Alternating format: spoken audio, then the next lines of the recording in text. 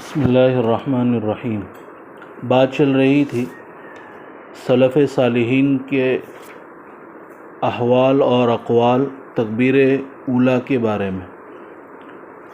حاجی عابد حسین صاحب جو دارالعلوم دیوبند کے بانیوں میں سے ہیں، ان کے متعلق سنا اور پڑھا گیا ہے کہ انہوں نے مسلسل 28 برس تک جماعت کا اس قدر اہتمام اور التزام فرمایا کہ اس عرصے میں کبھی ان کی تکبیر اولیٰ جماعت سے فوت نہیں ہوئی۔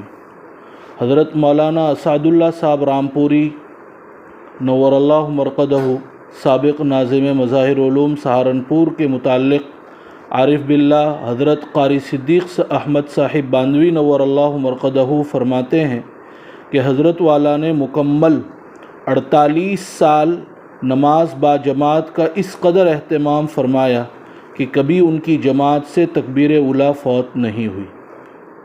حافظ قمر الدین صاحب سہارنپوری اخیر عمر میں صاحب فراش ہو گئے تھے، چلنے پھرنے سے بالکل معذور ہو گئے تھے، ویل چیئر سے مسجد میں لائے جاتے تھے۔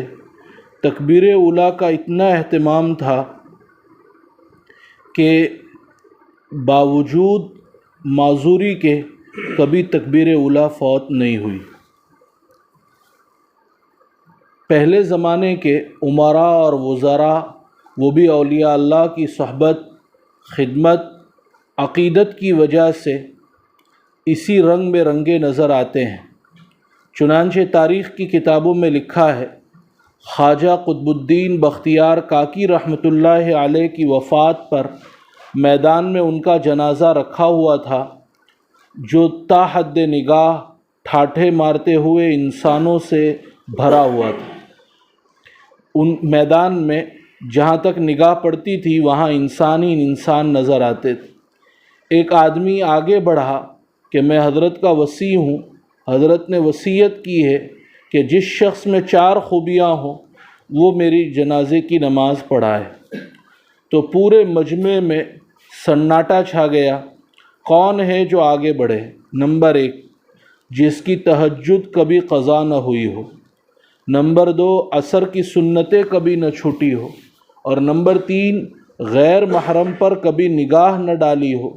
اور نمبر 4، تکبیر اولیٰ جس کی کبھی فوت نہیں ہوئی ہو۔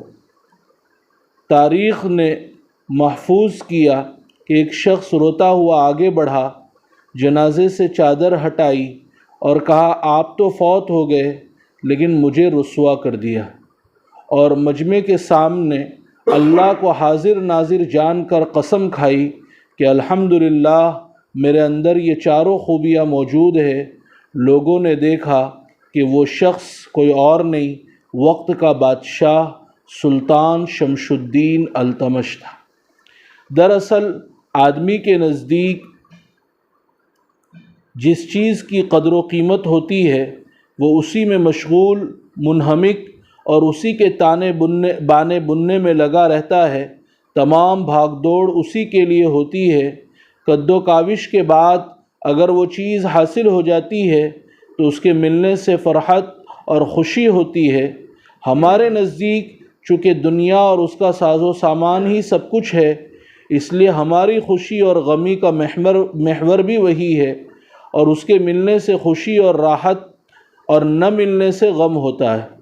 ہمارے اکابر و اسلاف کے نزدیک چونکہ دین، دینیات، آخرت اور اخروی اعمال ہی سب کچھ تھے، اس لیے ان کی خوشی اور غمی کا معیار اور محور بھی یہی تھا۔ اعمال صالحہ، اخلاق فاضلہ اختیار کر کے ان کو خوشی ہوتی تھی، اوراد و وظائف، اشغال و اعمال ترک ہونے سے ان کو رنج ہوتا تھا۔ چنانچہ سعید ابن عبدالعزیز کے بارے میں لکھا ہے کہ جب ان کی جماعت کی نماز فوت ہو جاتی تھی تو باقاعدہ وہ رویا کرتے تھے، ہماری جماعت فوت ہو جائے یا نماز ہی جاتی رہے یعنی قضا ہو جائے تو افسوس تک نہیں ہوتا، اور ہمارے بڑوں کا حال یہ تھا کہ اگر ایک وقت کی تکبیر اولیٰ فوت ہو جاتی تھی تو 3 دن تک اس کا رنج رہتا تھا، اور اگر جماعت فوت ہو جاتی تھی تو 7 دن تک غمزدہ رہتے تھے۔ ببی تفاوت راہ از کجاست تا کجا، یعنی ہمارے اور اسلاف کے درمیان کتنا فرق ہے۔ اللہ تعالی ہمیں صحیح معنی میں اپنے اکابرین کا پیروکار بنائے اور ان کی طرح نماز باجماعت صف اول تکبیر اولیٰ میں پڑھنے کی توفیق عطا فرمائے۔ سبحان اللہ بحمدی، سبحانک اللہم وبحمدک، ونشہد ان لا الہ الا انت، نستغفرک ونتوب الیک۔